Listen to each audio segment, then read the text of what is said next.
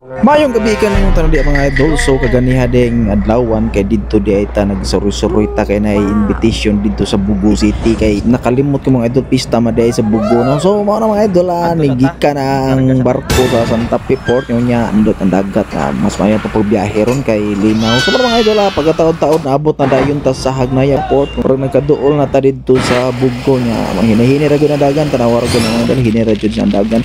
So mga idol pagkataon naabot na dayon ta didto sa may Don Pedro kundi na stock 5 diya kay ito rin sa Bugo sa way dugay-dugay ni agi na rin ta diya sa Bugo City sports complex mga idol. So mga idol pagkataon-taon naabot na rin sa area kung sa pinakanindot nga spot kay kibaw na mga idol basta pista kung sa atong adto. So mga idol wala nang taka video na kay na busy man ta nya kibaw na mo basta pista mao na. So pagkataon-taon na balik na dito sa Hagnaya kay pauli na sa kape mo ito. So mga idol mo ay hitabo ganing adlaw. So what's up ninyo, God bless sa tanan.